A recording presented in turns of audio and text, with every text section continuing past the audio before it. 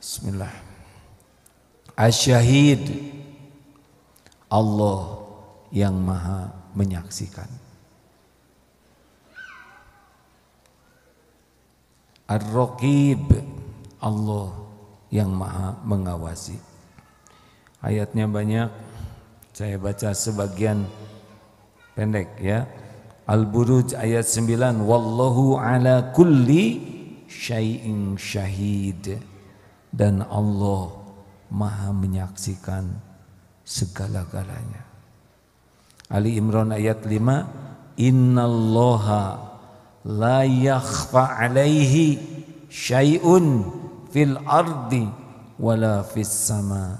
Sesungguhnya bagi Allah tidak ada yang tersembunyi di bumi maupun di langit. Ali Imran ayat 5. An-Nisa 79, wa kafa billahi syahida. Cukuplah Allah sebagai saksi. Wa kana Allahu ala kulli syai'in raqiba, dan Allah maha mengawasi segala sesuatu. Al-Ahzab ayat 52. Innallaha kana 'alaikum raqiba. Sesungguhnya Allah selalu menjaga dan mengawasi kamu. Artinya kita ini tidak pernah lepas dari pengawasan Allah.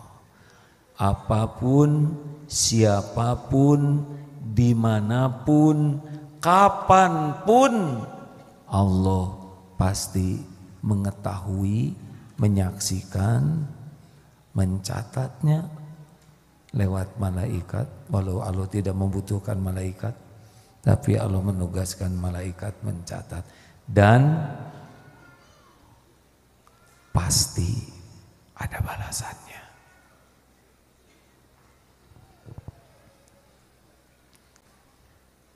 Apakah Allah menyaksikan pertemuan ini?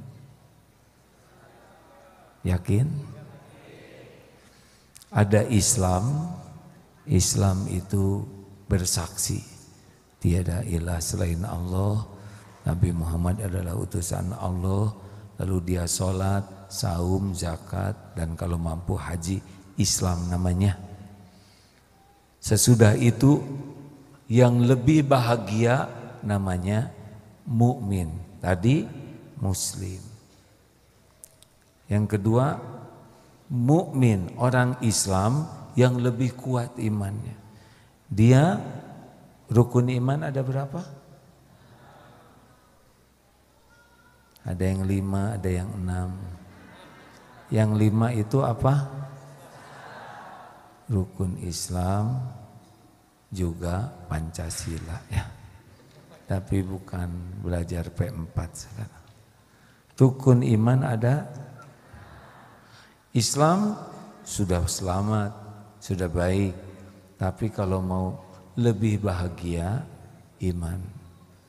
Beriman kepada Allah, beriman kepada, coba sebutkan, ini mau dites nih, jangan-jangan lupa. Yang pertama, ketuhanan yang Maha Esa, itu Pancasila. Yang pertama, beriman kepada Allah. Yang kedua, beriman kepada malaikat. Allah kelihatan tidak? Gaib, maha gaib. Tapi di sini yakin. Malaikat kelihatan tidak? Tidak. Tapi orang beriman yakin. Di sini ada malaikat tidak? Ada yang mencatat baik dan buruk. Ada malaikat yang khusus datang ke majelis ilmu menurunkan rahmat. Ada malaikat di antara kita yang khusus mendoakan ampunan. Ada yang datang ke sini tidak niat ngaji, dia nyasar aja. Terus capek, pengen tahu ada hiburan apa, disangkanya hiburan. Terus duduk bengong. Tahu tidak Pak? beliau akan termasuk orang yang diampuni. Malaikat berkata, dia kesini bukan mau ngaji. Tidak ada yang dikecewakan oleh Allah yang datang ke majelis ilmu.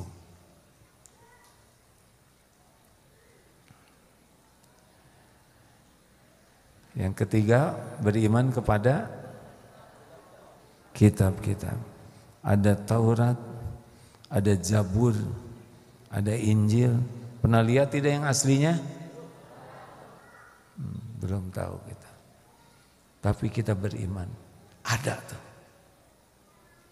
Ada Al-Quran. Yang keempat, beriman kepada Rasul. Kita beriman ada Nabi Adam. Pernah jumpa? Terus para Rasul sampai Rasulullah Nabi Muhammad SAW. Pernah jumpa? Pernah lihat wajahnya? Pernah dengar suaranya? Pernah mencium aromanya? Tapi kita beriman. Ada Rasul. Ada Nabi Adam. Yang ke 5, beriman apa? Hari akhir. Pasti ada akhirnya nih. Sekarang saja sudah remeng-remeng ya. Ada tanda-tanda kiamat. Akan ada hari akhir. Semua akan berakhir. Kita percaya semua akan ada akhirnya di dunia ini. Yang keenam, beriman kepada qada dan qadar. Kita percaya Allah sudah mencatatkan, menulis semuanya lengkap di Lauh Mahfuz. Tidak ada yang luput. Doa, ikhtiar, habis-habisan tidak akan keluar dari catatan Allah di Lauh Mahfuz. Dan kita juga percaya bahwa kebaikan yang kita lakukan pasti datang atas bimbingan Allah. Ma asabaka min hasanatin faminallah. Dan kalau kita ada keburukan, kita juga percaya bahwa keburukan yang menimpa, wa ma asabaka min sayyi'atin famin nafsik, dari perbuatan buruk kita sendiri. Jadi tidak boleh, saya kan ditakdirkan jadi pezina. Enggak boleh itu. Dalam ilmu takdir, takdir itu luas dan dalam sekali, tidak akan terkejar oleh kita. Tapi sederhananya kita percaya Allah sudah mengetahui segala dan Allah menyuruh sesuatu. Tapi kalau kita bisa baik, semua baik dari Allah. Kalau ada takdir yang tidak baik, itu diundang oleh dosa sendiri. Ini bagian dari keyakinan kita. Quran An-Nisa 79. Begitu.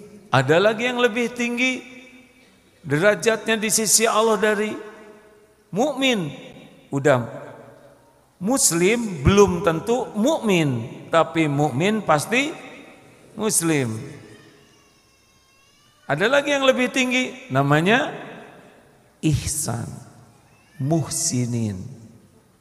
Inilah orang takwa tuh di sini, Pak.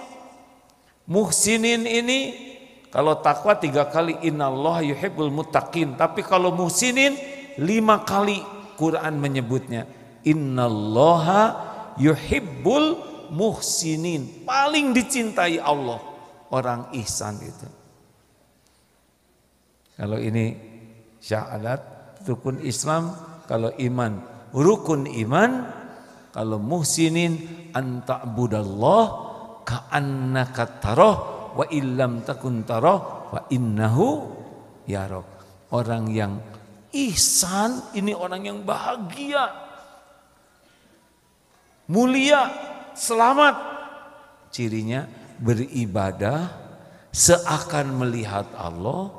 Kalau kamu tidak bisa lihat Allah, ketahuilah Allah melihatmu.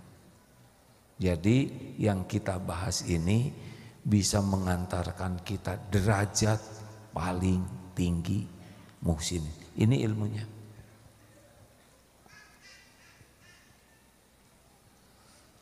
Apa hikmah kalau Allah melihat menyaksikan segalanya. Satu, apa kira-kira? Muhsinin, orang yang yakin Allah Maha menyaksikan, apa coba? Saya nanya, padahal belum menjelaskan. Ini menyusahkan yang ditanya. Ini sikap kurang baik.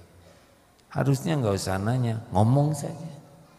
Ciri pertama, kalau kita yakin, ihsan adalah ikhlas. Orang yang ihsan itu mesti ikhlas. Orang yang ikhlas itu murni, tidak ada pencampur dari niat apapun yang dilakukannya kecuali lillahi ta'ala. Orang ikhlas itu orang paling bahagia, Pak. Orang paling kuat dalam hidup ini orang ikhlas. Allah menciptakan bumi, bumi berguncang. Lalu Allah menciptakan gunung stabil. Ada yang lebih kuat dari gunung? Ada apa? Besi. Gunung habis dibabat besi. Ada yang lebih kuat dari besi? Boleh mikir juga kalau mau. Ya, ada apa? Api. Besi lumer oleh api. Ada yang lebih kuat dari api? Air. Api padam oleh air. Ada yang lebih kuat dari air? Apa? Angin. Air dihempas angin. Ada yang lebih kuat dari angin? Ada. Manusia yang memberi dengan tangan kanan dan tangan kirinya tidak tahu. Itu ilustrasi ikhlas. Jadi kalau di rumah cepat capek, cepat sakit hati, cepat bete, cepat putus asa, pasti karena kurang ikhlas. Orang ikhlas tuh mungkin badan capek, hati tidak capek. Kenapa? Karena orang ikhlas putus berharap dari makhluk, hanya berharap dari Allah. Bu, ibu mau tahu salah satu yang membuat ibu sering galau? Mau tahu tidak? Yang membuat ibu sering tidak tenang? Mau tahu? Ibu sering kecewa, sering bete, mau tahu? Nih jawabannya. Khusyuan mana? Sholat atau dandan? Jawab. Nggak usah jawab nanti bikin malu lagi ya. Kalau sholat ingin dilihat siapa? Kalau sholat ingin dilihat siapa? Kalau dandan ingin dilihat siapa? Orang. Bolehkah wanita ingin kelihatan cantik? Boleh tidak? Boleh. Yang tidak boleh, laki-laki ingin kelihatan cantik. Jadi wanita ingin kelihatan cantik boleh, Bu? Untuk siapa? Suami siapa?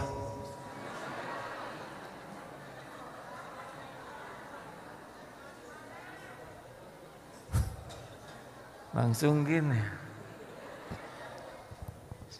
Para suami jarang melihat ya Pak ya. Bapak lihat istri mau ke pasar dandan, ke pengajian dandan, ke undangan dandan. Pernahkah lihat di rumah dandan? Rata-rata geleng-geleng kepala. Maafkan istrinya ya Pak ya. Kasihan. Semakin ingin dinilai manusia, semakin capek. Bu, mau bahagia? Jangan centil. Rapi boleh, kata seseorang, make up itu pada umumnya kalau tidak syar'i, make up itu ingin menampakkan sesuatu yang tidak asli, diubah. Mata bulu segini jadi segini bulu mata. Hidung ingin kelihatan mancung. Kalau dandan yang dibolehkan yang bagaimana?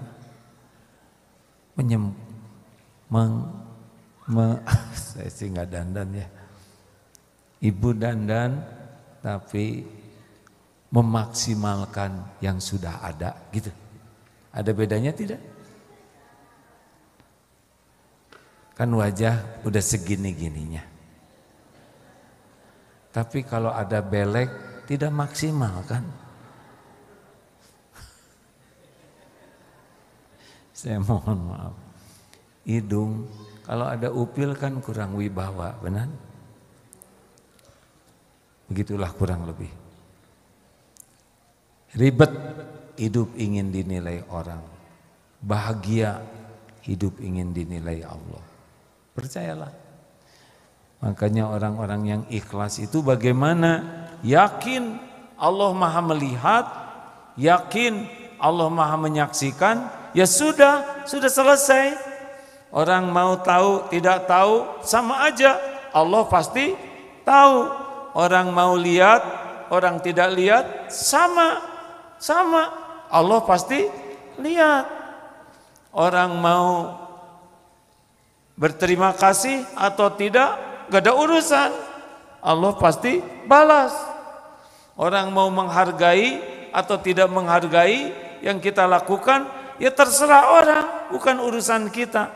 Urusan kita, Allah udah lihat, Allah sudah mengetahui, menyaksikan, dan Allah janji membalas. Cukup. Kapan waktunya, seperti apa balasannya, di mana, udah nggak usah ditanyakan.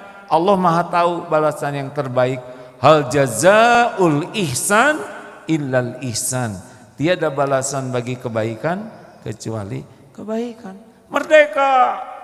Itulah sebetulnya orang-orang yang cukup Allah yang menyaksikan. Jadi kita tidak akan munafik. Tidak beda-beda, Pak. Ada orang, tidak ada orang, Allah ada kok. Ada yang lihat, tidak ada yang lihat, Allah lagi menyaksikan. Orang tidak tahu, gak ada masalah, Allah tahu. Orang tidak berterima kasih, bukan urusan kita, itu urusan beliau dengan Allah. Urusan kita cuma satu, Allah menerima amal kita. Selesai. Kebayang tidak bahagianya? Makanya yang ingin disebut cantik tuh capek. Ingin disebut langsing, jadi jarang napas ibu. Capek. Ingin disebut mulus, capek. Ingin disebut awet muda, capek. Mendingan nikmati saja hidup ini dengan banyak beramal, benar? Jadi tua, hayo, gak ada masalah. Tidak mustahil muda terus. Jelas? Ibu? Ibu jangan takut jadi tua. Ya Bu? Tahu kenapa? Karena udah jadi.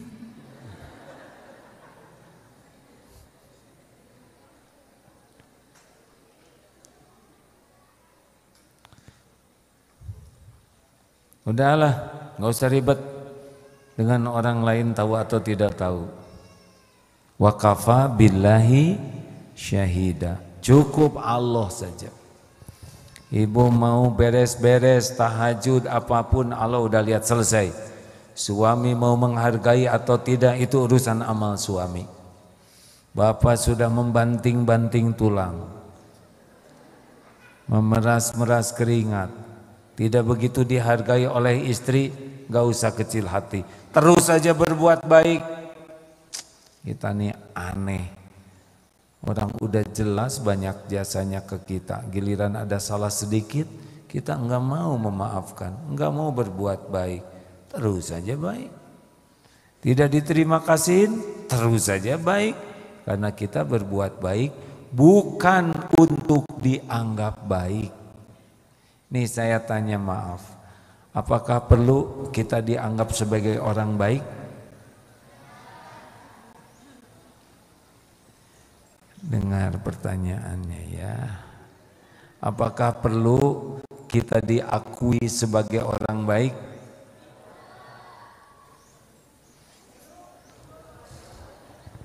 Bingung. Pertanyaan terakhir. Apakah perlu kita berusaha agar diakui dan dianggap sebagai orang baik? Terserah mau jawab apa. Tidak perlu. Yang penting jadi orang baik. Kalau kita ingin dianggap baik, tidak ikhlas baiknya. Terserah orang mau nganggap baik atau tidak, gak ada masalah. Nabi Muhammad SAW sempurna kebaikannya, lahir batinnya. Apakah semua menganggap beliau orang baik? Ada yang membenci, ada yang memfitnah, ada yang memusuhi, ada yang memerangi. Siapa yang rugi? Yang berbuat buruk. Nabi anteng saja berbuat baik. Tuh begitu. Termasuk kita nih orang tua ke anak. Anak belum baik ke kita, misal, terus saja berbuat baik. Sampai kapan saya berbuat baik ke anak? Sampai kapan? Sampai kapan? Sampai kita mati. Kenapa? Karena berbuat baik adalah amal soleh. Jadi kita gak ada urusan. Kita berbakti ke orang tua, orang tua saya walaupun saya baik, orang tua tetap judes ke saya, terus saja berbuat baik. Karena kita berbuat baik ke orang tua sebagai ibadah, amal soleh. Enak dengarnya hadirin? Saya tidak boleh ngarep-ngarep jawaban. Enak dengarnya tidak. Kalau saya ngarep-ngarep jawaban pelan gitu jadi jengkel bawaannya. Oh sudah habis belum waktunya? Nah cara menjawab ini menentukan isi hati. Kenapa harus teriak begitu? Biasanya belum kan enak. Belum, ada juga nomor 1. Saya tahu nomor 1. Tapi semua ini gara-gara saya nanya ya. Kalau enggak nanya mah tenang weh, betul tidak? Makanya jangan segala ditanya. Naik mobil baru nyampe, macet enggak, mau apa? Sama yang baru datang juga enggak ada yang nanya, macet. Orang udah nyampe, jangan cerita yang enggak ada manfaatnya. Itu ya pada waktu tadi di jalan tuh hujan lebat. Terus gimana? Kan udah nyampe, cicing diam, syukuri udah nyampe. Gak usah segala ditanya dari mana, udah jelas dari tadi ya kan. 2. Hikmah yang kedua, orang yakin Allah Maha menyaksikan, sulit berbuat maksiat. Di mana akan tersembunyi? Di mana? Allah Maha tahu setiap tempat, setiap sudut, tidak ada yang tersembunyi. Mau bersembunyi di mana? Semua tempat itu ciptaan Allah, milik Allah. Gak ada. Ini ada kisah di kalangan pesantren. Kiai ini sangat sayang kepada salah satu santrinya. Sayang sekali. Santri ini Kiai begitu spesial mendoakan santri ini. Santri yang lain iri, Kiai kenapa sih sepertinya sayang banget sama si fulan, padahal kami juga sama-sama santri. Oh saya sayang kepada, enggak, pasti ada sesuatu. Baik kalau gitu, Jung, kita akan makan ayam, silakan kasih tuh beberapa ayam. Santrinya udah tahu cara nyembelih ayam. Silakan sembelih ayamnya di tempat yang tidak diketahui siapapun. Beberapa santri ini ada yang di kolong, karena di sana ada kolong Pak. Ada yang di dekat sungai sembunyi, ada yang di semak-semak. Datanglah masing-masing dengan membawa ayam yang sudah disembelih, kecuali satu. Santri yang satu itu, kamu nyembelih di mana nak? Saya di kolong Nyai, gak ada yang lihat. Yang ini saya di semak-semak rimbun, di kebun, aman. Satu ini, kenapa belum disembelih? Tidak ada tempat yang tidak dilihat oleh Allah. Semuanya mengakui. Jadi ahli maksiat itu pasti kurang iman. Karena bagaimana akan maksiat kalau dia yakin Allah melihatnya? Bagaimana mau berzina sedangkan Allah melihat? Malaikat juga nyatet. Malu. Bagaimana mau korupsi kalau yakin Allah melihatnya? Bagaimana mau bohong kalau yakin Allah melihatnya? Bagaimana mau menulis apa aja? Kalau tahu tiap tulisan didengar, dilihat Allah, tulisan bagus. Mengerti? Bagaimana kita nulis menghina, jorok, kalau yakin beriman Allah menyaksikan? Tak ada tulisan jelek. Bu,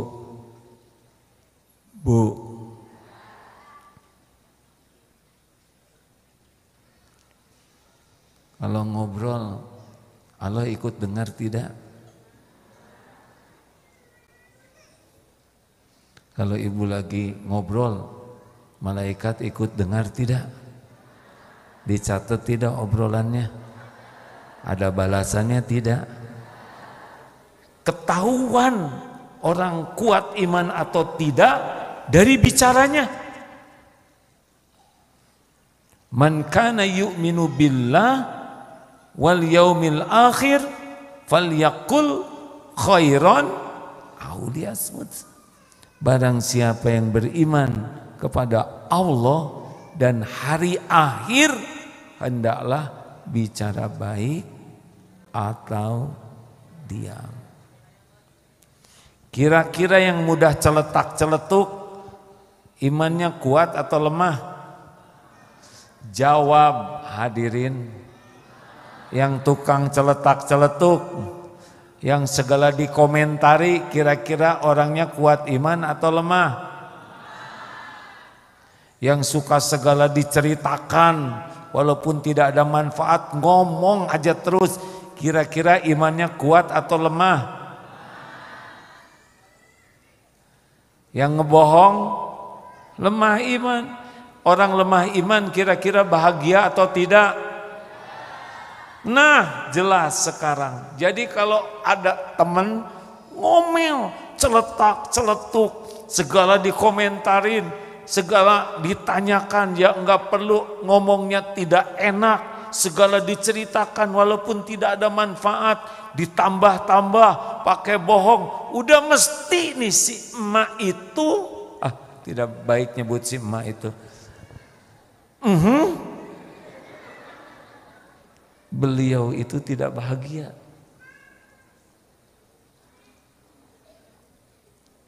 Karena yang bahagia itu yang kuat iman. Ciri kuat iman, falyakul khairan aw liyasmut, berkata baik atau diam. Mikir, aduh, saya barusan segala saya ceritain. Jadi yang sebelah saya tahu dong saya nggak bahagia. Iya. Karena setiap ngobrol, setiap bicara kita sedang membuka nih akhlak saya seperti apa, nih hati saya seperti apa, nih iman saya seperti apa. Setiap ngobrol aslinya kita sedang membuka aib sendiri.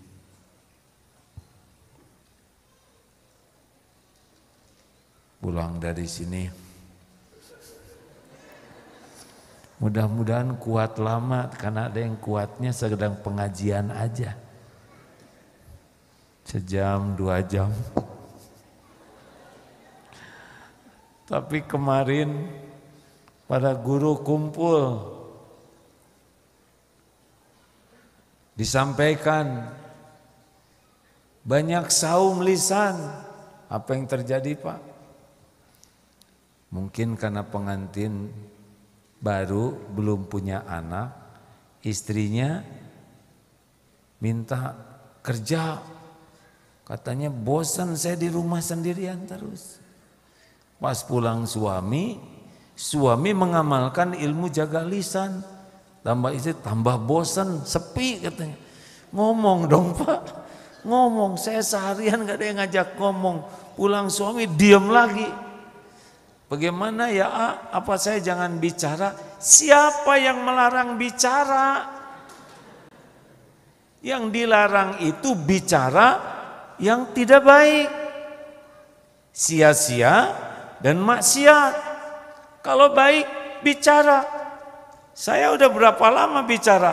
Udah 3/4 jam.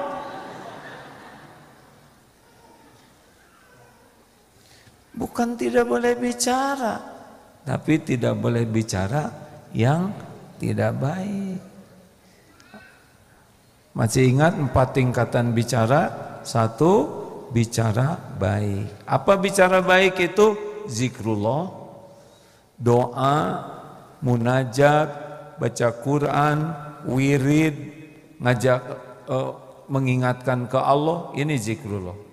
Yang kedua, amar ma'ruf nahi mungkar, mengajak orang kepada kebaikan, mencegah orang dari perbuatan buruk, itu bagian dari berkata baik. Di bawahnya itu adalah diam. Kalau tidak jadi zikir, tidak jadi kebaikan, tidak ada manfaat, diam. Diam itu selamat, tidak jadi dosa, tidak bikin orang sakit hati, tidak buat kita nyesel.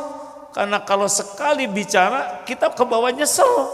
Kalau bicaranya jadi masalah. Kalau diam aman. Dan diam itu bikin cerdas. Karena telinga jadi dengar.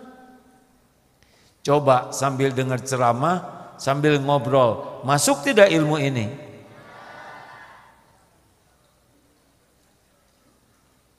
Diam itu selamat. Di bawah diam adalah sia-sia. Segala diceritakan tak ada manfaatnya. Min husni islamil mar'i tarkuhu malayani. Di antara ciri kualitas Islam seseorang baik atau tidak, dia meninggalkan perkataan, perbuatan yang tidak manfaat.